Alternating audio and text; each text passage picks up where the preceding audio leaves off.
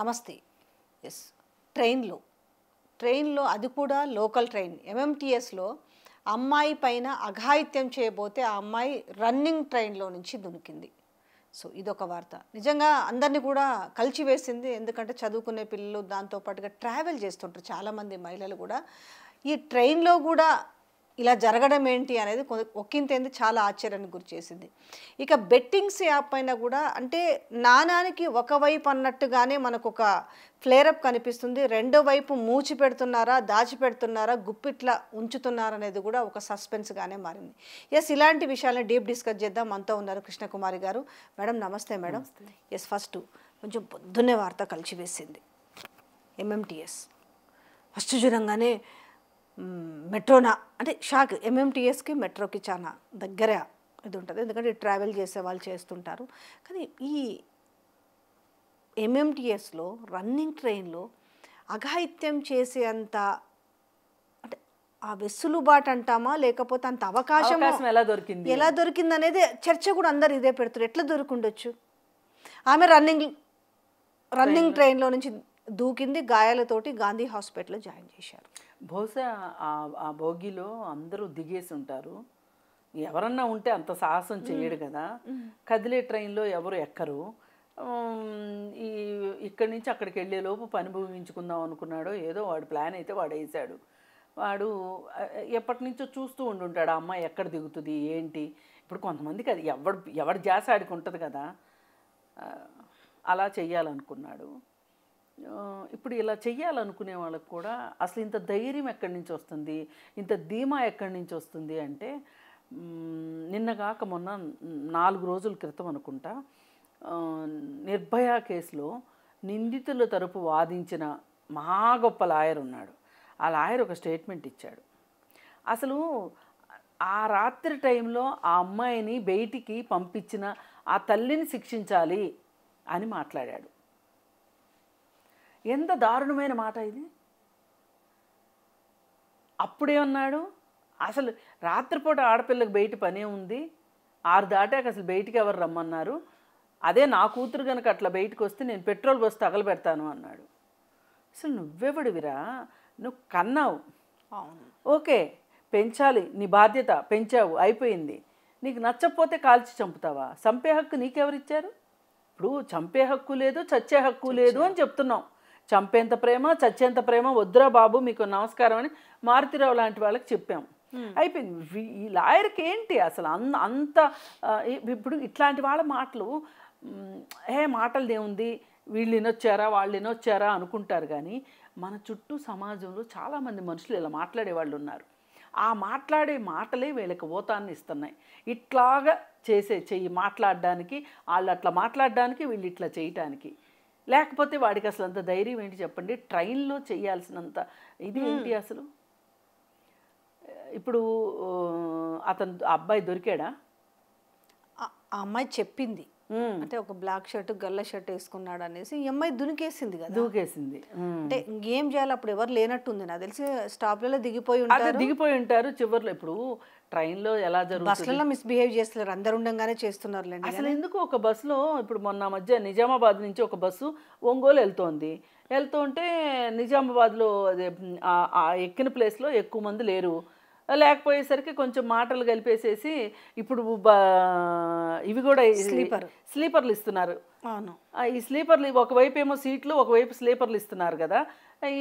ఈ స్లీపర్లో ఆ అమ్మాయిని కాస్త ఇది చేసి మరి బస్సులోనే వాడు అత్యాచారం చేస్తే ఇక అమ్మాయి హైదరాబాదు శివార్లోకి వచ్చేసరికి 100కి డైల్ చేసింది. వచ్చారు, పట్టుకెళ్ళారు. జరగమనుకోవటానికి లేదు. ఈ ప్లేసు ఆ ప్లేసు అసలు కాదేది మాకు అనర్హంలాగా తయారైపోయారు. అన్ని విపరీత ధోరణిలోనే కనిపిస్తున్నాయి. ఏదన్నా చూసుకుంటే బాగుందనంటే ఒక్కటన్నా పాజిటివ్గా. ఇప్పుడు మనం విజేతల కథలు వింటూ ఉండేవాళ్ళం ఒకప్పుడు, ఆడవాళ్ళే కానీ మగవాళ్ళే కానీ. అసలు ఇప్పుడు ఏదైనా ఒక విజయం సాధిద్దాము అనే తపన కానీ ఆ ఆతృత కానీ ఎక్కడ కనిపించట్లా. ఎంతసేపు ఈజీ మనీ ఎట్లా వస్తుంది, ఈజీగా ఎట్లా ఖర్చు పెట్టాలి, విచ్చలవిడిగా నాకు తెలిసి విచ్చలవిడితనం అంతా నేను అనాలని కాదు, ఎక్కడో ఏదో ఉరుమురుమి మంగళం మీద పడ్డట్టు కాదు, కానీ ఇదంతా కూడా ఒక సెలబ్రిటీ మోజులో జరుగుతున్న ఒక ఇదండి. ఈజీ మనీ, కష్టపడకుండా వస్తుంది.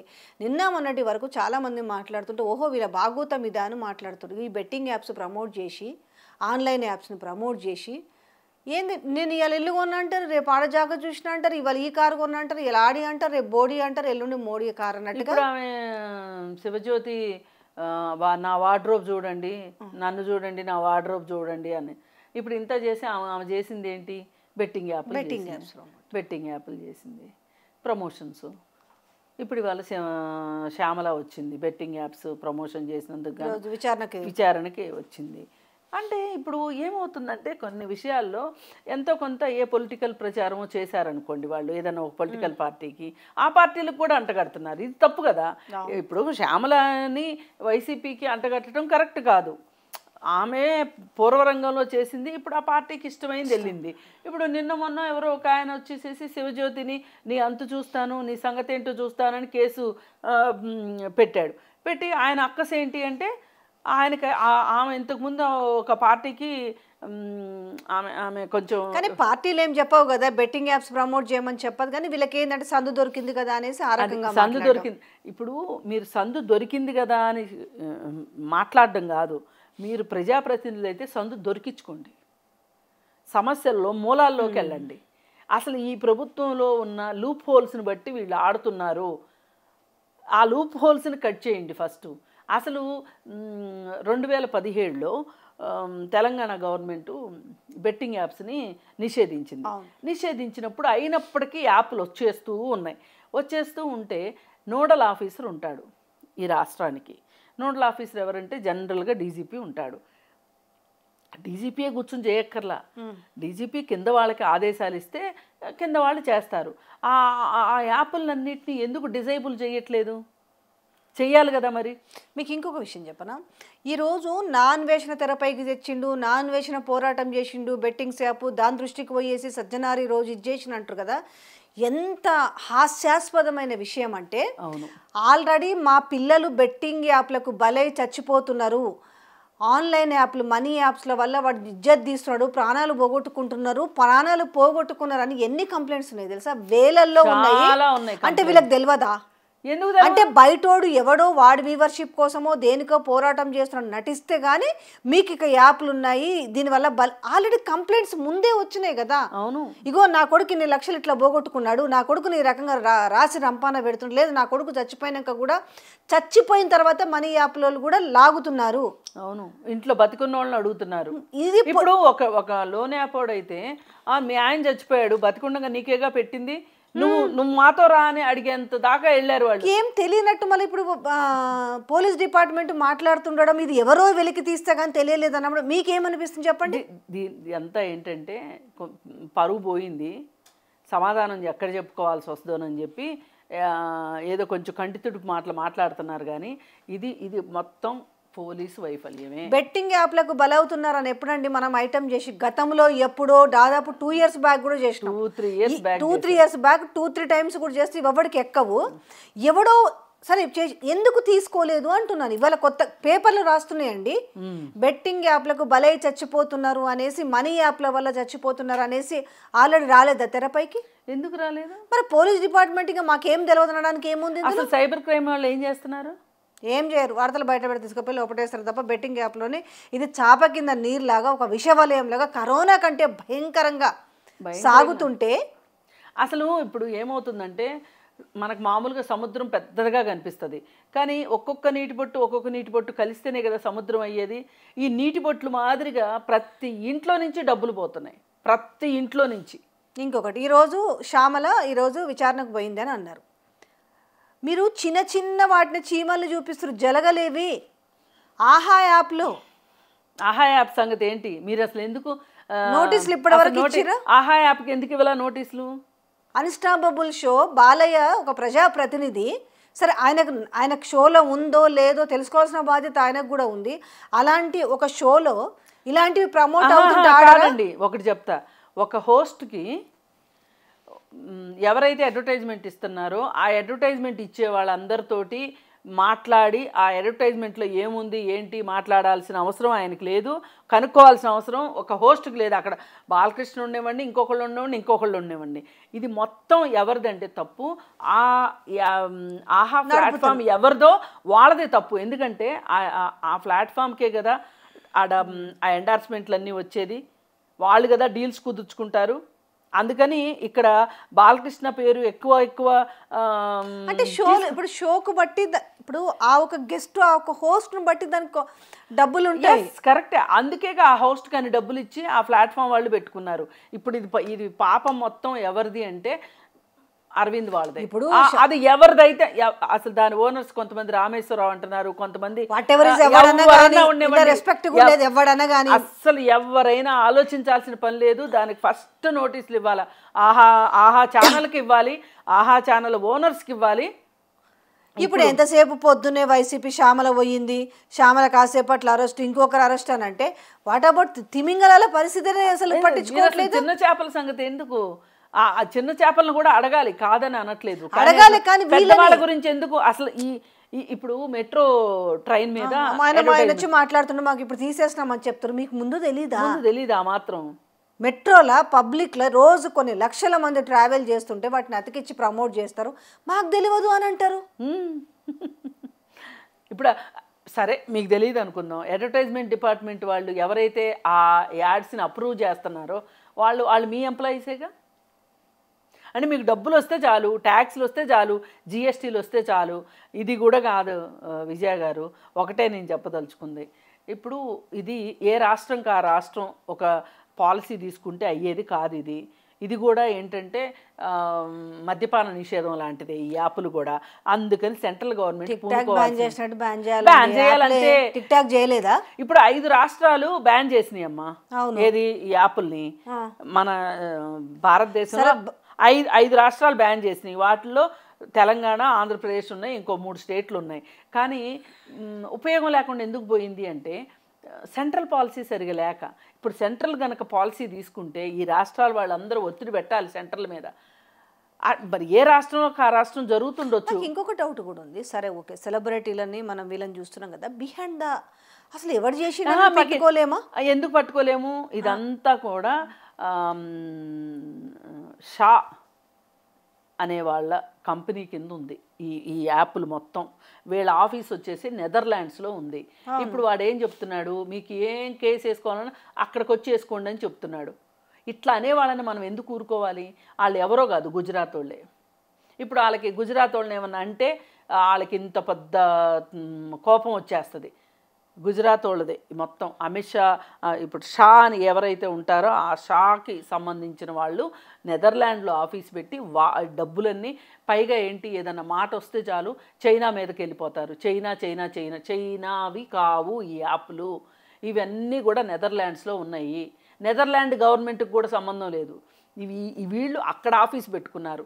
ఎందుకు? ఇండియాలో అంటే ఇండియాలో కేసులు వేస్తే సమాధానం చెప్పాల్సి వస్తే ఇక్కడ ప్రాసిక్యూషన్ చేయాల్సి వస్తుంది. ఇప్పుడు ఈ డబ్బులన్నిటిని ఏం చేస్తున్నారంటే వచ్చినట్లు అక్కడికి పంపించేసుకుంటున్నారు, నెదర్లాండ్కి పంపించేసేసుకుని మళ్ళీ వీళ్ళకి కావాల్సిన దేశంలో బిజినెస్లు ఎక్కడెక్కడో ఉంటాయి కదా, అక్కడికి తరలించుకుంటున్నారు డబ్బులు. ఏతావాత చెప్పొచ్చేది ఏంటంటే ఇక్కడ అమాయకులు అప్పులు చేసో, పొలాలమ్మో, ఇళ్ళమ్మో, ఏదైనా చేసి మధ్యతరగతి ప్రజలే బలవుతున్నారు. మధ్యతరగతి కింద వాళ్ళు కూడా వాళ్ళ కష్టార్జితము, వాళ్ళ రక్తము, వాళ్ళ చెమట అని దేశం దాటిస్తున్నారు.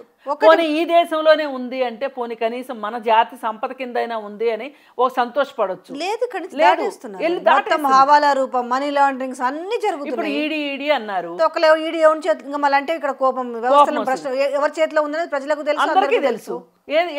ఏం మాట్లాడితే మరి ఈడీ. ఇప్పుడు మొన్న డ్రగ్స్ వచ్చినప్పుడు ఏం చేసారు? 4 రోజులు హడావుడి చేస్తారు, 4 తర్వాత మళ్ళా కొంతకాలానికి ఎప్పుడో హడావుడి. ఏమైంది? మేము వచ్చినాక అది చేస్తాం ఇది చేస్తామని బాజాప్తా అమ్ముతున్నారు డ్రగ్స్. ఇప్పుడు కూడా ఇది హడావుడి చేసిరు కదా, ఇది నిజంగా ఇట్లనే ఉంటుంది? మొత్తం రూపు మాపి ఇక సమస్య సాల్వ్ అయ్యే అవకాశం ఉందా? ఎందుకు ప్రభుత్వాలు తలుచుకుంటే అవుతుందా అంటే కొన్ని దేశాలు వాళ్ళ దేశం దరిదాపులకు రానివ్వకుండా చూసుకుంటున్నాయి. ఈ దేశంలో ఎంతసేపు గవర్నమెంట్ నిలబెట్టుకోవటం కోసం, ప్రభుత్వాలని కూల్చటం కోసం, ప్రతిపక్ష పార్టీలని అలాగే ప్రాంతీయ పార్టీలని దెబ్బతీయటానికి కూర్చున్నాడు అక్కడ. ఆ పనులు చూసుకోవటమే వాళ్ళకి అసలు సరిపోవట్లేదు టైము. మరి ఇంక వాళ్ళకి ఎక్కడ కుదురుతుంది చెప్పండి ఇవన్నీ చేయటానికి? మరి పోనీ మనకు నాలెడ్జ్ ఉందా అంటే అది లేదు. చచ్చి ఎంతసేపు అంబానీకి ఏం దోచి పెడదాం, అదానికి ఏం దోచి పెడదాం, షాని ఎట్లా ముద్దు చేద్దాం, షాతో ఎట్లా ముద్దు చేయించుకుందాం అనేది తప్పితే ఇక్కడ ఏమీ లేదు, వేరేది ఏది జరగట్లేదు. ఇప్పుడు జరుగుతుంది కదా. ఇప్పుడు ఓవరాల్గా ఇప్పుడు బెట్టింగ్ యాప్స్ పైన కొరడా జులిపించినట్టుగా మనకు ఇప్పుడు ఫ్లేర్ అప్ జరుగుతుంది. మీరు అనుకుంటున్నారా? నేను అదే అనుకోవట్లే. ఇప్పుడు ఏదో అది హడావుడి మాత్రం ఇప్పుడు మిగతా సమస్యలన్నీ పక్కకు పోయి ఈ బెట్టింగ్ యాప్స్ మీద నడుస్తుంది. ఇక రిమైనింగ్ ఇప్పుడు రాష్ట్రంలో ఉన్న సమస్యలు పక్కన పెడితే నిజంగా నిజాయితీగానే జరిగి రేపు బెట్టింగ్ యాప్స్ అన్నీ క్లోజ్ అవుతాయి అంటే మంచిదే. అది అవకాశం ఉందా ఇంత చర్చలో? నాకు నమ్మకం లేదు. ఎందుకంటే ఈ రోజుకి అల్లు అరవింద్ జోలికి వెళ్ళకపోవటము, ఈ రోజుకి ఆహా ప్లాట్ఫామ్ మీదకి వెళ్ళకపోవటము, అట్లాగే ఇప్పుడు పెద్దవాళ్ళ మీద ఏ రకం ప్రతి షార్ట్ ఫిలిం ముందు, ప్రతి షార్ట్ ఫిలిం మధ్యలో ఇవన్నీ మరి అంటే ఒక వైరస్ లాగా ఉంది. వాడు వీడు ఎవడు అన్నట్టు కాదు. ప్రతి ఒక్కటి ఈరోజు తెరపైన కనిపిస్తున్న ఎవరైతున్నారో అందరూ దీంట్లో పాత్రధారులు, సూత్రధారులు. అవును. సెకండ్కి వాళ్ళ వాల్యూని బట్టి సెకండ్కి 90,000 నుంచి దీని ప్రమోషన్లో భాగమట. దట్ ఇంకోటి ఏం తెలుసా, దీంట్లో పర్సంటేజ్లు కూడా అట. అవును. వీళ్ళకి ఇన్స్టా టెలిగ్రామ్ యాప్లో గ్రూపులు క్రియేట్ చేసి ఆ గ్రూపులోకి ఎవడైనా వెళ్ళి కొత్తవాడు వెళ్ళి ఆడు ఇన్ని డబ్బులు పెట్టాడు అంటే ఆ అన్ని డబ్బుల్లో వాళ్ళకి పర్సంటేజ్ వెళ్ళాల్సిందే. ఈ లెక్కన ఎంతమంది చేరితే అంత లాభం. ఇప్పుడు వీళ్ళందరూ అసలు ఎంతెంత వెనకేసుకున్నారు, ఎంతెంత డబ్బులు వచ్చినాయి అన్నీ ఇదో చిన్నప్పుడు తాగిన దొండాకు పసర్తో సహా కక్కేలాగా చర్యలు ఉంటే తప్పితే ఇది ఆగదు. లేకపోతే ఇది ఎవరింట్లో వాళ్ళు దీనికి ఆకర్షితులు అవుతారో తెలియదు. ఆ పరిస్థితికి వచ్చింది. ఇప్పుడు నిన్న మొన్న చెప్తున్నారు సైకియాట్రిస్టు ప్రసాదరావు గారు అని చెప్పి ఆశా హాస్పిటల్ డాక్టర్ గారు, ఆయనకి వచ్చే 10 కేసుల్లోనూ 6 కేసులు బెట్టింగ్ కేసులు ఉంటున్నాయండి. ఇది ఒక వ్యసనంలాగా అయిపోయింది. ఒకప్పుడు ఏదో కూర్చుని పులి మేక ఆట, అందరి బాహర ఆట, ఏవేవో చాక్ పీసులతోనో రాళ్లతోనో రప్పలతోనో ఆడుకునేవాళ్ళు. మహా అయితే పోతే ఎంత పోయేవి, వీడొక 10 రూపాయలు పెట్టేవాడు, వాడొక 10 రూపాయలు పెట్టేవాడు, అయిపోయేది. ఇప్పుడు అసలు అవన్నీ పోయినాయి. మనుషులు కూర్చుని ఆడుకోవటం పోయింది. ఫోన్లో కూర్చోవటం, ఫోన్లో పెడతాడో ఎక్కడి నుంచి లాగుతాడో తెలీదు. ఎవరు ఆకర్షితులు అవుతున్నారో ఇప్పుడు మీకు మొన్న కూడా చెప్పినట్టున్నా, నాకు అసలు అలాంటి యాప్లు తెలీదు, అప్లికేషన్స్ తెలీదు. నాకు మెసేజ్ వచ్చేస్తుంటుంది మీ రమ్మీ అకౌంట్లో, అంటే వాళ్ళు ర్యాండమ్గా పంపిస్తున్నారు అందరికీ. యూత్ అట్రాక్ట్ అవుతారు కదా. ఇప్పుడు మీకంటే ఇది మనకు సంబంధం లేదు అనేసి అనుకుంటారు. నేను అసలు రమ్మీ అప్లికేషనే లేదు నా ఫోన్లో, నేను డౌన్లోడ్ చేసుకోలేదు, నాకు ఎట్లొచ్చింది, కావాలనే పంపించుంటారు అని నేను ఆలోచించా. వేరే వాళ్ళైతే ఏం చేస్తారు, దాన్ని ఎంత కొంత కెలుకుతారు. అది కెలికిన తర్వాత ఏమవుతుంది, మనమే అందులోకి కూరుకుపోతాం. ఊబి ఇది ఎవరు అర్థం చేసుకుంటారో, ఎంత అర్థం చేసుకుంటారో అర్థం కావట్లేదు. కానీ మన కంఠ శోష మిగులుతుంది. మరి జనాలు అసలు ఇంత ఈజీ మనకి ఎందుకు అలవాటు పడ్డారో అర్థం కావట్లేదు. ఎవరు చెప్పనా, మొత్తం ఇన్ఫ్లుయెన్సర్సే. నేనైతే ఇప్పుడు నేను అదే మీ టాలెంట్ మీద మీకు క్రియేటివిటీ ఉంది, మీ టాలెంట్ మీద మీరు నిజంగానే జనాలు ఇన్ఫ్లుయెన్స్ చేస్తున్నారంటే ఓకే. కానీ దేని విషయంలో ఇన్ఫ్లుయెన్స్ చేస్తారు తెలుసా, ఎదుటివాడు ప్రాణాలు తీసి మర్డర్స్ వీళ్ళే. అవును, వీళ్ళే. సబ్జెక్ట్ కాదు, వాడు ఏదో 4 ముక్కలు చెప్తున్నాడు ఇందామనేసరికి ఈ సబ్బు, ఆ క్రీము, ఈ యాపు, ఆ యాపు, వాడు ఏదో 4 ముక్కలు ఇందామనుకొని వచ్చిండు వాడు. కానీ ఏమవుతుంది ఇప్పుడు ఎవరిని తెలుసా, ఇది ఒకప్పుడు ఎయిడ్స్ గురించి చెప్పేవాళ్ళు కదా, అంతకంటే భయంకరం అయిపోయింది. ప్రజల్ని ఇప్పుడు చాలా అవేర్నెస్, అంటే మనం చెప్పాల్సింది ఏంటంటే ఇట్లాంటివి పుట్టుకొస్తాయి కానీ ప్రజల్ని అప్రమత్తం చేయాల్సినంత అవసరం ఉంది. ఎందుకంటే బిడ్డలు బలైపోతున్నారు కాబట్టి. కాదా వీళ్ళు కాదా, వాడు కాయ కష్టం చేసుకుంటే వెళ్ళవు, నీకు చీరలు, బట్టలు, పరుపులు, గిన్నెలు, కాళ్ళకేసుకున్న దాని నుంచి నెత్తికి పూసుకున్న దాకా ఇంట్లో ఎవ్రీథింగ్ నీకు వచ్చి పడుతున్నాయి. ఇట్లాంటి ఎదుటోడ జీవితాలు గుల్ల చేస్తుంటే, కానీ వాళ్ళకి అవి తెలుస్తలేవు కదా పాపం. వాళ్ళకి అది అర్థం కావట్లా. ఎవరు మన చేతిలో డబ్బులు మాయం చేస్తున్నారనేది ఆలోచించట్లా. ఇవాళ ప్రతి వాళ్ళు ఆ 1 గ్రామ్ గోల్డో లేకపోతే ఇమిటేషన్ గోల్డో ఏదో ఒక గోల్డ్ పెట్టుకోవడమో, ఆన్లైన్లో బట్టలు తీసుకొని ఆ బట్టలు వేసుకొని రీల్స్ చేసి పెట్టడము. ఈ రీల్కి ఇంకెవడో రెస్పాండ్ అయ్యి ఈ రీల్ చూసి ఇట్లా రీల్స్ చేసుకుంటుంది అంటే ఏమైనా చేయొచ్చు అనే ఉద్దేశంతో ఇప్పుడు కొంతమంది దేనివాడు దానికి ఉంటాడు అన్నట్లు వాడు ఎట్లో గొట్లా అడ్రస్ కనుక్కొని వాడు మెసేజ్లు పెట్టి అది చేసి ఇది చేసి ఇవాళ చాలా కేసులు పోలీస్ స్టేషన్ల దాకా రావట్లేదు. కానీ ఈ ఆన్లైను ఈ సోషల్ మీడియా ముసుగులో ఎంతోమంది ప్రెగ్నెంట్లు అవుతున్నారు. గుట్టు చప్పుడు కాకుండా వదిలించుకుంటున్నారు. వాడు మళ్ళీ దొరకడు, వాడికి దొరకడు, వస్తాడా? ఈ పైగా ఇంకొకటి, దీన్ని వీళ్ళిద్దరూ సన్నిహితంగా ఉన్నదాన్ని మిగతా వాడేదో రికార్డ్ చేసి ఆడింకొకడికి ఇచ్చి అసలు ఏంటిది?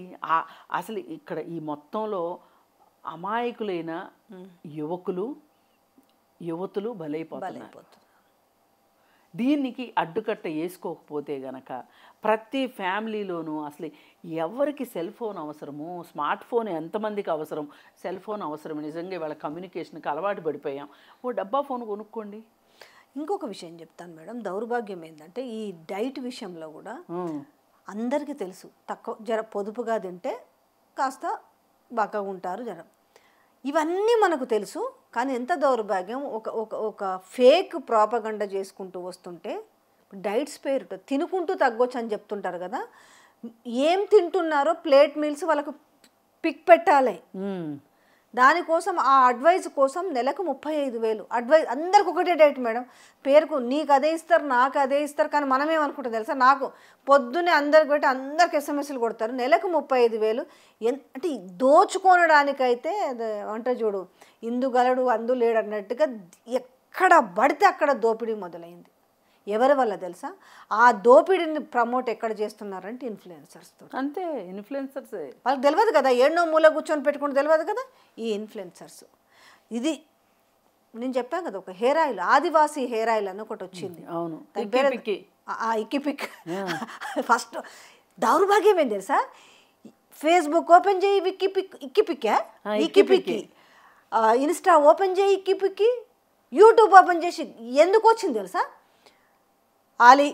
ఆలీ వైఫ్ ఇలా తక్కువ పుట్టినాయి. నేను ఎక్కడి నుంచి తీసుకొస్తున్నా అంటే అక్కడి నుంచి మొదలు పెడితే ఆ స్థాయి నుంచి తీసుకొస్తే కింద దాకా ఇక్కిపిక్కి. వాని దగ్గరికి పోయి మా జుట్లు మొగోళ్ళకు కూడా ఇంతెంత పెరిగినాయని. మీకు గుర్తుందో లేదా, గతంలో ఒక మీడియా సంస్థ టేకప్ చేసి న్యూజెన్ ఆయిల్ ఏదో వచ్చింది, దయచేసి మీరు అరచేతులకు పూసుకోకండి, గ్లౌజ్ వేసుకొని పూసుకోకండి, అరచేతులకు కూడా వెంట్రుకలు మొలుస్తాయేమో అనేసి పబ్లిసిటీ ఇచ్చి పెద్ద బిల్డింగ్ కట్టిరా న్యూజెన్ మీద. ఇప్పుడు ఇక్కిపిక్కి అంటే ఎంత దిగజారిండ్రి ఈ ఇన్ఫ్లుయెన్సర్స్.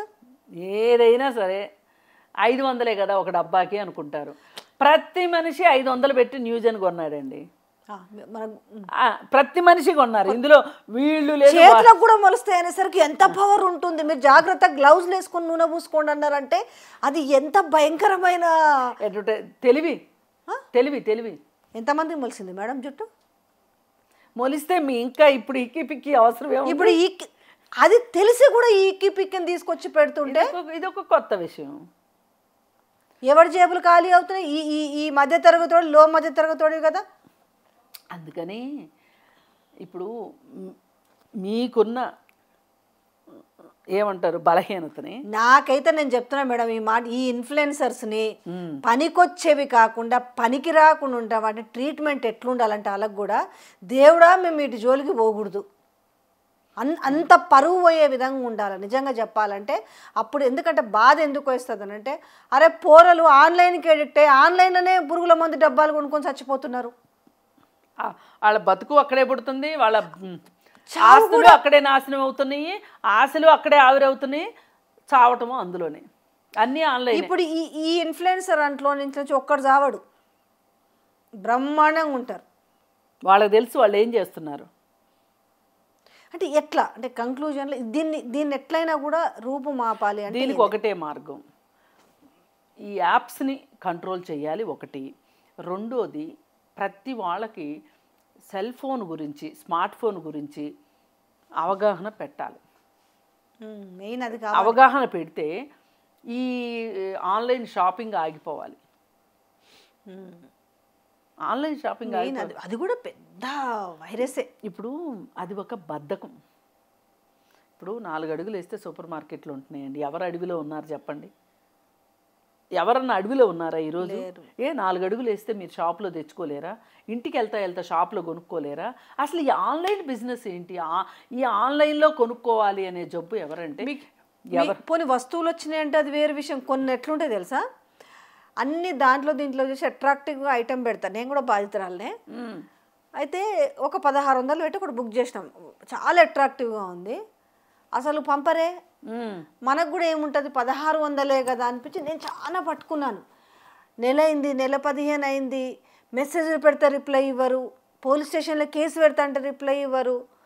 పెట్టి ఇదిగో అదిగో అని పంపలా. అంటే మనం కూడా ఏం తెలుసా, దీనికోసం ఏం కంప్లైంట్ ఇస్తాం. ఇట్లాంటి ఎన్ని 1600 జమ అయి ఉంటాయి చెప్పండి. అదే నేను పోలీస్ స్టేషన్ పోతే ఆ 1600 కేసును వాడు తీసుకుంటాడా? ఏంది మేడం ఏముంది 1600 అంటాడు. వస్తువు ఇచ్చి వేరు, ఇయ్యకుండా జరిగేవి ఎన్ని ఉన్నాయి. ఇప్పుడు నేను అందుకే అనింది, నీటి పొట్టు కలిస్తేనే ఒక పెద్ద.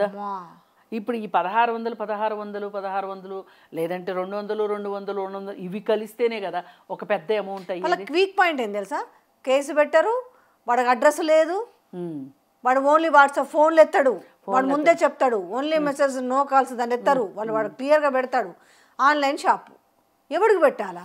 అసలు అంతలా వాడు పకడ్బందీగా ఉన్నాడు అంటే మన బుర్ర అప్పుడే పనిచేయాలి. సిఓడి పెట్టాడు, ఎందుకో తెలుసా, మన ఐటెంకి ఇది ఉండదు. సిఓడి అంటే డబ్బులు పే చేసి ఐటెం తీసుకుంటాం, క్యాష్ ఆన్ డెలివరీ. కానీ క్యాష్ ఆన్ డెలివరీ లేని వస్తువులు ఎందుకు కొనాలి చెప్పండి? అసలు అదే ఒక్కసారి చేయగలితే కానీ తెలియదు. కానీ ఒకసారి చేయగలిగినా కానీ మనం షాపింగ్ అనేది కూడా ఒక మానసిక బలహీనత. అవసరం ఉన్న అట్లా నెట్టిరు నిజంగా చెప్పాలంటే. నెట్టారు.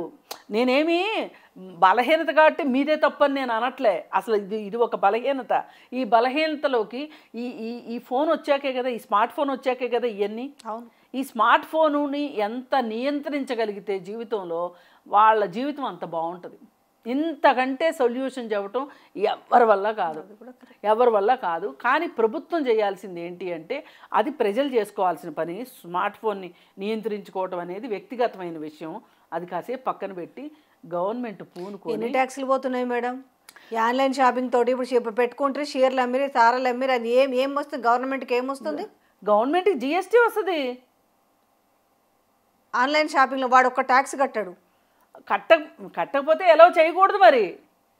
ఇప్పుడు బెట్టింగ్ యాప్లతో ఎంత ట్యాక్స్ కట్టి పైసలతో చెప్పు. మొత్తం బ్లాక్ దందా కాదు ఇప్పుడు ఇదంతా జరిపింది. ఇప్పుడు ఇవేంటంటే కొన్ని లైసెన్స్డ్వి, కొన్ని లైసెన్స్ లేకోకుండా దొంగతనంగా.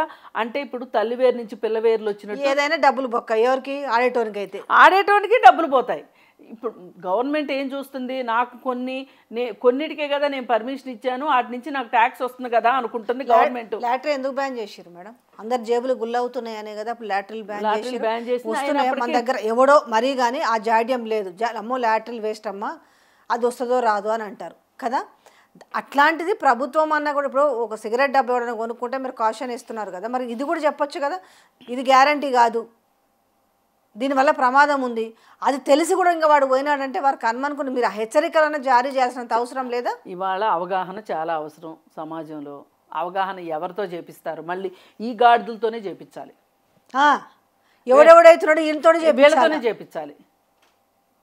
వీళ్ళతో చేపిస్తేనే దీనికి ఒక చేసిన దానికి ప్రాయశ్చిత్తం. చావును చూస్తుంటే వింటుంటే రగిలిపోతుంది తెలుసా. వీళ్ళని ఏమన్నా కూడా వీళ్ళకు సిగ్గు లజ్జ లేదు, మానం మర్యాద లేదని ఎందుకనాలి అనిపిస్తుంది అంటే సెలబ్రిటీలు అన్నలే ఎవడా తిత్తుగాడు వాడు ఆ డబ్బుల కోసం శవాల మీద పెద్ద పైసలు ఏరుకునే. ఇప్పుడు అసలు అవసరం లేని వాళ్ళు ఆడుతున్నారు. అది ఇప్పుడు రానాకేం తక్కువ చెప్పండి? పైసలు ఏం తక్కువ అంటే డబ్బులు ఎవరికి చేదు? డబ్బులు ఎవరికి చేదు?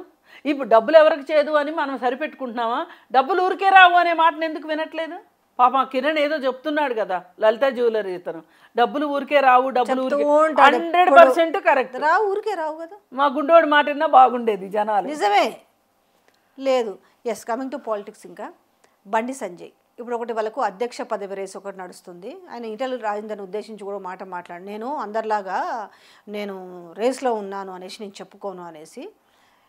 దాంతోపాటుగా ఆయన ఒక మాట మాట్లాడిండు, ఏది గత ప్రభుత్వంలో ఉన్న కేసీఆర్ గురించి. ఆ కుటుంబము లక్షల కోట్లు దోచుకున్నది. ఓకే, ఇంకొక ఎలిగేషన్ ఏందనంటే వీళ్ళు దొంగ నోట్లు ముద్రించిర్రు. దట్ ఎక్కడ బీదర్లో. ఓకే, బీదర్లో దొంగ నోట్లు ముద్రించారు. గతంలో ఉన్న ఒక ఐపీఎస్ ఆఫీసరు నాకు చెప్పిండు, సిద్దిపేటకు సంబంధించిన ఐపీఎస్ ఆఫీసరు అన్నాడు. ఇలా 2 పాయింట్లు ఇంచుమించు. ఒకవేళ ఎప్పుడు అది మొన్న ఎలక్షన్స్ ముందే అనుకుందాం, కొన్ని వందల కోట్లు పంచాలి, పైసలు ఆ డబ్బులే ఎలక్షన్లో పంచిరు, ఏది ముద్రించిన నోట్లు పంచిరు అన్నారు. యావరేజ్లో చూసుకున్నా కూడా 700 కోట్లకు 1000 కోట్లు అనుకుందాం. 1000 కోట్లు దొంగ నోట్లు బీదర్ ఎక్కడుంది? కర్ణాటకలో ఉంది. కర్ణాటకలో కూడా అప్పుడు బీజేపీ గవర్నమెంట్ ఉంది. ఆ డబ్బులు ఇక్కడికి ఎట్లొస్తాయి? ఇంటెలిజెన్స్ డిపార్ట్మెంట్ ఉంటుంది, చెక్ పోస్టులు ఉంటాయి, సెంట్రల్ మీ చేతిలోనే ఉంది.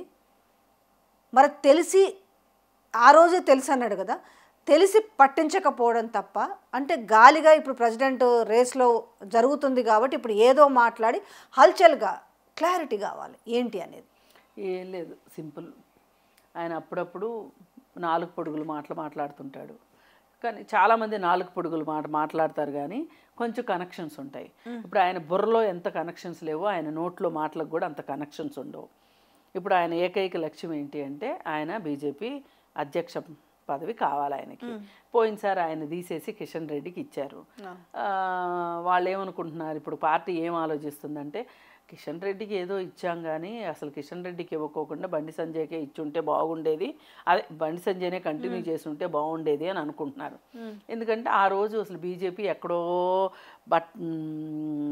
బల్ల పరుపుగా పడిపోయిన పరిస్థితిలో, చాప కిందలాగా ఉన్న పరిస్థితుల్లో మొత్తానికి బండి సంజయ్ వల్ల, ఆ నోటి వల్ల కావచ్చు, లేకపోతే ఆయన గందరగోళం వల్ల కావచ్చు, మొత్తానికి ఎట్లయితే కాస్త బీజేపీకి ఒక ఉనికి వచ్చింది. ఉనికి వస్తే ఆ ఉనికి వచ్చిన దాన్ని మరి ఎందుకు వాళ్ళు తినే కంచంలో చేయగొడుకున్నారో తెలియదు కానీ మార్చారు. ఆ మార్చిన దాని ఇది తెలుస్తుంది. ఇక కాకపోతే బండి సంజయ్కి ఒక మంత్రి పదవి ఇచ్చారు. ఆ పాపం ఆయనకి మంత్రి పదవి ఇచ్చినట్టు ఇచ్చారు కానీ, ఏదో సహాయ శాఖ మంత్రి ఇచ్చారు కానీ ఆయనకి ఆయన మంత్రిత్వ శాఖ ఏంటో బహుశా ఆయనకైనా చెప్పారో లేదో నాకైతే అనుమానమే. ఎందుకంటే వాళ్ళు బీసీ అంట, బీసీల మీద ఏమీ వాళ్ళకి ప్రేమ లేదు, ఇన్ని ఒట్టి కథలే. ఇప్పుడు కూడా ఏంటి అంటే ఏదో ఒక బీసీ తారక మంత్రంతో బీసీ వాళ్ళకి ఇచ్చి బీసీ వాళ్ళని దొవ్వాలి అనే ఉద్దేశంలో ఉన్నారు. మరి అది ఏం జరుగుతుందో తెలియదు కానీ ఈలోపు మనోడికి ఇప్పటిదాకా నా పరిస్థితి ఇట్లా అయిపోయింది కదా, మళ్ళీ నాకు అధ్యక్షుడు ఇస్తారో ఎవరో అనే ఒక ఆలోచన వచ్చేసేసి ఇప్పుడు ఏదో ఒక కొత్త ఎలిగేషన్ ఒకటి తీసుకొచ్చి అరే కొండను దవ్వాను ఎలుకను పట్టాను అన్నట్టు చెప్పాలనే ఉద్దేశంలో బాగా మంచి సరదాగా ఒక చిన్న స్కిట్ వేశాడు. ఆ స్కిట్ కాస్త నిజంగా ఎట్లా అంటే నషాళానికి అంటేటట్లు అయ్యింది. ఎవరికి? బీజేపీ పార్టీకే నషాళానికి. అసలు వాళ్ళ పార్టీని ఎంత ఇరికిస్తాడంటే బండి సంజయ్, నిజంగా అతన్ని వాళ్ళు భరిస్తున్నారు, వాళ్ళని అతను భరిస్తున్నాడు. ఆ దొందు సరిపోయారు. కానీ ఒక్కటి ఆలోచిద్దాం మనం, ఏంటి మీరన్నట్లే సరే కేసీఆర్ దోచుకున్నది చాలనట్టు దోచుకున్నదంతా దాచుకుని ఎలక్షన్లో ఖర్చు పెట్టడానికి దొంగ నోట్లు ముద్రేశాడు. ఇప్పుడు ఈ రాష్ట్రంలో అధికారం ఆయనది, ఈ రాష్ట్రంలో పోలీసు ఆయన చేతిలో ఉంటుంది ఈ రాష్ట్రం వరకు. అలాంటప్పుడు ఈ రాష్ట్రంలోనే ఏ కొండల్లోనూ ముద్రించుకుంటే ఆయన అడిగేవాడు ఎవడు? కర్ణాటక ఇరికిచ్చుడంటే ఇదే కదా. అదే బీదర్ అని చెప్పాడు. మిషన్లు ఎడబెట్టినా కూడా పెట్టుకొని బీదర్లోనే ఎందుకు ముద్రించాలి? ఏ అడవిలోనూ, అసలు ఏదో అడవి ఎందుకు, అనంతగిరి అడవుల్లో పెట్టుకుంటే మటుకు ఎవరు కాదంటారా? డిపార్ట్మెంట్ చేతిలో ఉంటుంది. నేను మిస్ అయినా కదా. అసలు బీదర్లో అధికారంలో ఉంది ఎవరు? బీజేపీ. అంటే బీజేపీ మీరున్ను కేసీఆర్ ఇద్దరు తోడు దొంగలా? ఇది కన్ఫర్మ్ చేయి ఫస్ట్. బీజేపీ నువ్వు తోడు దొంగల. ఇప్పుడు నువ్వేం చెప్తున్నావు? కాంగ్రెస్ అన్ను టీఆర్ఎస్ ఒకటే అని చెప్తున్నావు. ఇప్పుడు నువ్వు ఎందుకు ఈ ఏంటి పార్లమెంట్ సీట్ల పునర్విభజన దానికి సంబంధించి ఏదో గొడవలు నడుస్తున్నాయి కదా, ఇప్పుడు స్టాలిన్ దగ్గరికి మీటింగ్కి వెళ్ళారని చెప్పి మీరు ఒకటే అంట మొదలెట్టాడు. మొదలెట్టినోడు మరి అసలు కాసేపేమో కాంగ్రెస్ వీళ్ళు ఒకటి అంటావు, ఇప్పుడు నువ్వు మాట్లాడిన మాట బట్టి ఎట్లుందంటే బీజేపీను టీఆర్ఎస్ గమ్ము నూకున్నారా అంటే ఏం చెప్పదలుచుకున్నాడు? అసలు కాదు, ఇలా క్లారిటీ మిస్ అయింది. అసలు ఏం చెప్పదలుచుకున్నాడు అదే మర్చిపోయాడు ఆయన. ఏదో చెప్దాం అనుకున్నాడు. అసలు ఆయన అనుకున్నది ఏంటంటే మర్చిపోయాడు అక్కడ బీజేపీ అధికారంలో ఉందని, కాంగ్రెస్ అధికారంలో ఉంది అని అనుకున్నాడు ఆయన. అనుకుని వీళ్ళు ఒకటే అనే మాట అనేసాడు కదా నిన్న. అందుకే పర్టికులర్ మళ్ళీ నొక్కి వక్కాడించి అది ఎలక్షన్ల ముందు ఒక సిద్దిపేటలో చేసిన ఒక ఐపీఎస్ ఆయన పోయినట కూడా, వద్దు అక్కడికి ఎందుకు పోయినామని అంటే కథ అల్లడం కూడా, ఆ కహాని అల్లడం కూడా. మరి కర్ణాటకలో బీజేపీ ఉంది అప్పుడు. ఇప్పుడు లాజిక్ మిస్ అయింది ఎక్కడంటే ఆయనకి కొంచెం మతిమరుపు కూడా ఉంది. ఇంకొకటి మరి సరే, ఇంచుమించు ఆయన చెప్పిన లెక్క ప్రకారం 700 నుంచి 1000 కోట్లు అంటే యావరేజ్ 1000 రూపాయలు ఎక్కడ వేసిర్రు, ఎక్కడ మార్చిర్రు, కొన్ని ప్రజలకే పంచిర్రు అంటుండ. ఇక్కడ పర్టికులర్ పాయింట్ చాలా కామెడీగా ఉంది. కామెడీగా ఒకటి కాకపోతే వాడు అందరికి అవుతాయి చెల్లుబాటు పని చేతులు. ఆ రోజు వాళ్ళ ప్రభుత్వం ఉంది అనుకుందాం, సరే పంచిర్రు ఓకే అనుకుందాం ఒక మాట. ఎవరికో ఆయనకో వచ్చేటప్పుడు ఇది నా డబ్బు, ఇది చెల్లలేదు, ఈ డబ్బు ఇది దొంగ నోట్లు అంట అనేది ఎన్ని కేసులు కావాలి, ఎక్కడ పోయినాయి? ఏ బ్యాంకుకి వెళ్ళో ఏ షాపుకో వెళ్ళి ఇప్పుడు షాపులోనైనా గగ్గోలు పెట్టాలిగా మాకు దొంగ నోట్లు వచ్చినాయి అని. ఏంటి ఒకటికా ఇద్దరికా ఇంచుమించి ఎంతమందికి పంచాలి? ఒక 70 లక్షలు 50 లక్షలు. అది కట్టు కదా అనేది తెలిసిపోతుంది. ఇక కట్టు కథలో మనం లాగి పీకి ఉపయోగం లేదు. ఇంత ఘోరంగానే ఉంటుంది అంటే చెప్పేటోడు కన్నా నువ్వు ఒకవేళ నువ్వు రేపు అధ్యక్షుడు అని అడ్డదిడ్డమైన మాటలు మాట్లాడితే నేను కామెడీగానే చూస్తారు తప్ప. అసలు ఒకటి నువ్వు ఒక గతంలో గుర్తుందా మనమే మాట్లాడినాం డ్రగ్స్ నాకు తెలుసు కానీ చెప్పను అంటే బయట పెడితే ఎట్లుంటదో తెలుసా, ఎంతమంది బయటకు వస్తారో తెలుసా. నువ్వు ఎందుకు బయట పెట్టావు? బయట పెట్టాలి. అసలు పైగా తెలుసు అని చెప్పాక బయట పెట్టకపోతే నువ్వు నేరస్తుడు అవుతావు. అసలు ఇవన్నీ కాదమ్మా. నీకు ఒక ఐఏఎస్ ఆఫీసర్ చెప్పాడు కదా, ఐపీఎస్ ఆఫీసర్ ఐఏఎస్ ఆఫీసర్ చెప్పాడు కదా, కాదు సీదా వెళ్ళి ఢిల్లీలో కూర్చోపోయావు. ఇవన్నీ మోడీ దగ్గర నుంచి నేర్చుకున్న మాటలమ్మా ఇవన్నీ. ఎందుకంటే పోయినసారి కాళేశ్వరం ఒక ఏటీఎం అన్నాడు ఎవరు, మోడీ. మరి ఎందుకు చర్యలు తీసుకోవాలా? ఏటీఎం అన్నప్పుడు చర్యలు తీసుకోవాలిగా. అంటే నీకు వాటా ఇచ్చారా? ఏటీఎం అని అన్నాక నీకు వాటా ఇచ్చారా? వాటా ఇస్తేనే నువ్వు నోరు మూసుకున్నావా? ఇవన్నీ ఒకే బడి మనుషులు వీళ్ళంతా అని ముందు బట్టగాల్చి మీద వేయాలి. ఆడే కదా తుడుచుకుంటాడు అనే ఉద్దేశం తప్పితే ఇప్పుడు ఇలా ప్రజలు పిచ్చోళ్ళ. రేవంత్ రెడ్డి కూడా మెగా కృష్ణారెడ్డి విషయంలో కమిషన్ల విషయంలో ఆ రోజు కాళేశ్వరం మెయిన్ కట్టింది ఎల్ఎన్టీతో పాటుగా మెగా కృష్ణారెడ్డి. ఎన్ని మాట్లాడినరు, మెగా కంపెనీని ఈస్ట్ ఇండియా కంపెనీతో పోల్చిండు. అట్లాంటి మెగా కృష్ణారెడ్డిని వీళ్ళు ప్రభుత్వంలోకి వచ్చినాక ఎందుకు పక్కన చేర్చుకున్నారు అంటే కొంచెం మన శాంటిటీ ఉండాలన్నా ప్రజలకు అదే లిఫ్ట్ ఇరిగేషన్ ప్రాజెక్ట్. ఇప్పుడు వీళ్ళు ఒకటే మా దాకా వచ్చి అడిగేది ఎవరు? యూట్యూబ్లో మాట్లాడుకునే వాళ్ళు మాట్లాడుకుంటారు, వినే ప్రజలు మేడం అట్లా కాదు కదా. నువ్వు వచ్చి ఆ రోజు ఇప్పుడు ఒకటి తప్పని చెప్పినావు, ఆ తప్పును నువ్వు వచ్చినాక ఇప్పుడు ఇంకా నీది అధికారం ఉంది కదా, ప్రూవ్ చేయాలన్నా వద్దా? ప్రూవ్ చేస్తే ఏమవుతుంది? అరే ఇది కరెక్టే కదా, మనం రేపు వాళ్ళ వైపు చూడొద్దని ప్రజలు అనుకుంటారు కదా. కానీ మీరు చేస్తున్న పనుల వల్ల తీసుకెళ్ళి లిఫ్ట్ ఇరిగేషన్ కొడంగల్ ఇస్తావు. సుంకిశాల రిటైనింగ్ వాళ్ళు కూలిపోతే బ్లాక్ లిస్ట్లో పెట్టామని అధికారులు చెప్పారు. ఎవరిది? ఆయనే కట్టిండు మెగాని. మరి మెగాని పోయి ఈడ ఉన్న తొక్కల కంపెనీని తీసుకుపోయి ఆడ చేసుకుంటాడు, దావోస్లో చేసుకుంటాడు, ఆయనతోటి ఒప్పందాలు చేసుకుంటాడు. అంటే ఎవరి చెవులో పూలు పెడుతున్నారు అంటున్నాను. లేదు, అందరూ కలిసి ప్రజలు చెవులో పూలు పెడుతున్నారు, అంతకంటే ఏమీ లేదు ఇక్కడ. బండి సంజయ్ మాట్లాడిని ఇప్పుడు లెక్క తెలవాలా? ఇప్పుడు గట్టిగా పట్టుకుంటే ఇప్పుడు జనాలకు అడగాలి కదా. ఇప్పుడు నువ్వు దొంగ నోట్లు అన్నావు, దొంగ నోట్లు పంచిరు అంటున్నావు. తీసుకున్న ప్రజలు తప్ప ఏవి ఆ పైసా? మరి ఏవి అవి ఆ దొంగ నోట్లు? ఏవి అసలు ఇక్కడ ప్రజలను చేర్చడానికే వీల్లేదు. ఏవి మేడం మరి దొంగ నోట్లు? ఏవి దొంగ నోట్లు? అదే చెప్తున్నా, దొంగ నోట్లు అసలు ముద్రిస్తే కదా మనం లాగి పీకి చేయడానికి. ఆయన అనుకున్నది ఏంటి అంటే స్క్రిప్ట్ ఒకటి వేసుకుని వచ్చాడు, బయటకు వచ్చేసరికి స్క్రిప్ట్ మారిపోయింది, గడబడయింది. అక్కడ కాంగ్రెస్ గవర్నమెంట్ ఉంది అని అనుకున్నాడు. ఇప్పుడు నిన్న మొన్న ఈ 4 రోజుల నుంచి ఒక పాట నడుస్తుంది, కాంగ్రెస్ బీఆర్ఎస్ ఒకటే, కాంగ్రెస్ బీఆర్ఎస్ ఒకటే అని మాట్లాడుతుంది. నిన్న డీలిమిటేషన్ దాని గురించి. ఇంక ఈయనకి బుర్రలో ఒక మెరుపు మెరిసింది ఏంటి, అక్కడ కూడా కాంగ్రెస్ గవర్నమెంటే ఉండి ఉంటుంది, కర్ణాటకలో ఇప్పుడు కాంగ్రెస్ ఉంది కదా, అప్పుడు కూడా కాంగ్రెసే ఉండి ఉంటుంది, అందుకే బీదర్లో నోట్లు ముద్రేసుకున్నాడు, వీళ్ళు ఒకటే అని చెప్పాలనుకున్నాడు. బుర్ర చెడింది, బండన్నకు బుర్ర చెడింది, అసలు మొత్తం మైండ్ పోయింది. ఇప్పుడు ఆయన్ని ఎక్కడ పెట్టాలో నాకు ఏ హాస్పిటల్లో చేర్పించాలో అర్థం కావట్లేదు. పోయి ఆల్నీరుకి ఇచ్చిండు వాళ్ళ. అందుకని మోడీ దగ్గరికి వెళ్తే వెళ్ళి కూర్చుంటే ఆయన ఏమన్నా అంతర్జాతీయ వైద్యం చేయిస్తాడో ఏమో తెలియదు, కానీ అసలు వీళ్ళకి బుర్రలు పోయినాయి. అసలు కన్క్లూజన్లో ఒక టాపిక్, డీలిమిటేషన్ వల్ల నష్టం జరుగుతుందా? ఖచ్చితంగా జరుగుతుంది. ఎట్లా జరుగుతుంది అంటే మీకు నియోజకవర్గాలు పెరుగుతాయి కదా, ఇప్పుడు కొన్ని కంటిన్యూడ్గా కాదు. ఇప్పుడు ఈ విషయానికి గేట్లు తెరిస్తే ఏమవుతుంది అంటే, ఇప్పుడు ఎవరికో తాగునీరు కోసం గేట్లు తెరిస్తే ఇంకెవరికో పొలాలు మునిగిపోయినట్టు అవుతుంది. ఇప్పుడు మనకున్న ప్రాబ్లం ఏంటంటే, సౌత్ ఇండియా ఎంత అవునన్నా కాదన్నా సౌత్ ఇండియా చాలా ప్రోగ్రెసివ్. ఇక్కడ వచ్చినన్ని సంస్కరణ ఉద్యమాలు ఇంకెక్కడా రాలా. అలాగే మీకు మహారాష్ట్ర, కలకత్తా, ఈ 4 మన ప్రస్తుతం ఉన్న 4-5 తెలుగు రాష్ట్రాలు ఇక్కడ జరిగినంత స్వాతంత్రోద్యమ కాలం నుంచి కూడా మిగతా చోట్ల జరగల. అక్కడక్కడ నాయకులు ఉన్నారు కానీ ఇక్కడ ఉన్నంత ఉధృతంగా జరగల. అందుకే గాంధీజీ ప్రతిసారి ఏ ఉద్యమం స్టార్ట్ చేసినా ఆంధ్రప్రదేశ్లో స్టార్ట్ చేస్తుండేవాడు.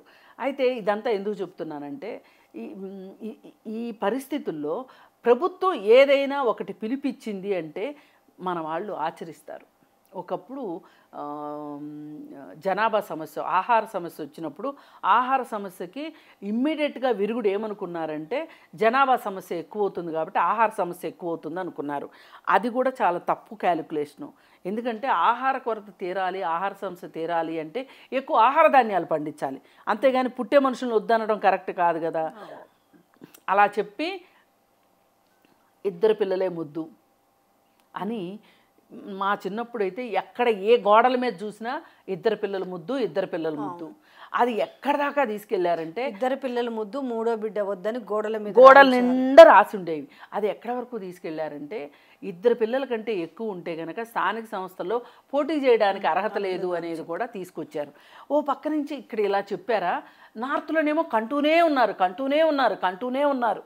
బీహారు, ఉత్తరప్రదేశ్, మధ్యప్రదేశ్ మొత్తం కంటానే ఉన్నారు, పిల్లలు విపరీతంగా కంటున్నారు. ఏది ఇప్పుడు మళ్ళీ ఏపీలో పెట్టిరు కదా ఎక్కువగానండి అని చెప్తున్నారు కదా, అది పిచ్చి మాట. ఇప్పుడు కంటే వీళ్ళు ఎప్పుడు పెరగాలి? ఏపీలో పరిస్థితి ఏందా మళ్ళీ చెప్తురుగా, మీకు స్థానిక సంస్థలు ఇట్లాంటి నిబంధన వర్తించదు అంటారుగా. అదే నేను మాట్లాడబోయేది. ఇప్పుడు చంద్రబాబు నాయుడు గారు ఇంత ఇదిగా చెప్తున్నాడా, అందరూ కనండి, అసలు అవసరమైతే రీకాలనైజేషన్ చేయించుకుని కూడా పిల్లల్ని కనండి అని చెప్తున్నారు. మరి వాళ్ళ అబ్బాయి కనలే, ఒక బిడ్డే ఉన్నాడేంటి వాళ్ళ అబ్బాయికి? బోల్డ్ అంత ఆస్తులు కూడా ఉన్నాయి కదా. మీ భార్యకి ఆస్తుండే, మీకు ఆస్తుండే, మీ అబ్బాయికి ఆస్తుండే, మీ కోడలకి బోల్డ్ ఆస్తుండే, ఇది మీరు ఒక్కరితో ఆపారేంటి? అంటే కూటికి గతి లేని వాళ్ళేమో పిల్లల్ని కానీ కొట్టుకుని చావాలి, నువ్వేమో ఒక్కళ్ళనే మీరు అంటారు. ఏమి న్యాయం ఇది? అందుకని ఇది కాదు అసలు పాయింట్. మనము ఇక్కడ ఈ రోజు పిల్లల్ని కానీ వీళ్ళు ఎప్పటికీ పౌరులు కావాలి. 19 ఏళ్ల తర్వాత 18 ఏళ్ళకి కదా వీళ్ళకి ఓట్లు వచ్చేది, జనాభా లెక్కల్లో వచ్చేది. సరే, జనాభా లెక్కలను బట్టి ఇస్తారా, ఓటర్ల సంఖ్యను బట్టి ఇస్తారా అనేది ఆ చిన్న క్లారిటీ నేను మిస్ అవుతున్నా. ఇప్పుడు మనకి ట్యాక్స్లు సౌత్ నుంచి వెళుతుంది 39, దేశంలో మొత్తం మీద 39% సగటున మనం కడుతున్నాం సెంట్రల్కి. తిరిగి ఇస్తుంది మనకు 14%, 15% మహా అయితే. అక్కడ వచ్చేది తక్కువ, ఇచ్చేది ఎక్కువ. ఇది నిధులు పంపిణీ దగ్గరే ఇంత గోల్మాల్ జరుగుతుంది. ఇప్పుడు రేపొద్దున పార్లమెంట్ సీట్లు పెరిగినాయి అనుకోండి, అసలు మన దక్షిణాది రాష్ట్రాల ఓట్లతోటి వాళ్ళకి పని ఉండదు. ఈ ఓట్లతో పని లేకోకుండానే అందుకు వాళ్ళు ఉత్సాహపడుతున్నారన్నమాట. ఇది మనకి ఎప్పటికైనా మన మెడ మీద కత్తే, దక్షిణాది మీద. ఇది మట్టుకు ఇప్పుడే కాదు, ఇప్పుడు దక్షిణాది వాళ్ళు కూడా ఇక్కడలాగా జనాభాని అదుపు చేసిన పద్ధతిలో కనుక అక్కడ అదుపు చేస్తేనే ఇది అవుతుంది. ఇప్పుడు ఈ ఉత్తర భారతదేశానికి దక్షిణ భారతదేశానికి ఉన్న ఈ తేడాల వల్ల పిడుక్కి బియ్యానికి ఒకే మంత్రం అయిపోతుంది. కుదరదు కదా అట్లా. ఈ మధ్యలో ఏంటంటే ఇప్పుడు పొత్తుల్లో భాగంగా ఆయన ఏదంటే ఈయన సై అంటున్నాడు. ఇప్పుడు చంద్రబాబు నాయుడు గారు సై అని అదే కరెక్టు అని తలకాయలు ఏది డూడు బస్వన్నలు ఊపినట్టు తలకాయలు ఊపుతున్నారు. పోని ఊపారు, బాగుంది. మరి వాళ్ళ ఇప్పుడు దాదాపు 2 సంవత్సరాల నుంచి చెప్తున్నారు. వాళ్ళ కోడలతో 2 సంవత్సరాల నుంచి ఓ బిడ్డను కనమని ఎందుకు చెప్పలేకపోయారు? మీ కోడల మీద మీ కోడలకే మీరు చెప్పలేరు. మీ కోడల పిల్లల కంటే మీ కోడలకి ఆస్తులు డివైడ్ అయిపోతాయి. పిల్లలకి ప్రొఫెషన్స్లో వాళ్ళు కష్టమైపోతుంది. మీకైతే ఈ అలగా జనం మట్టుకు పిల్లల గంట కూర్చోవాలి. ఏం పెట్టాలి వాళ్ళకి కన్న తర్వాత? ఇవి సరైన మాటలు కాదు.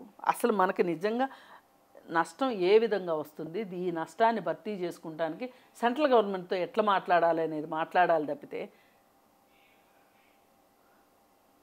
ఈయనకి ఇప్పుడు ఆయన స్నేహితుడు అయిపోయాడు కదా, ఇంకా తప్పదు.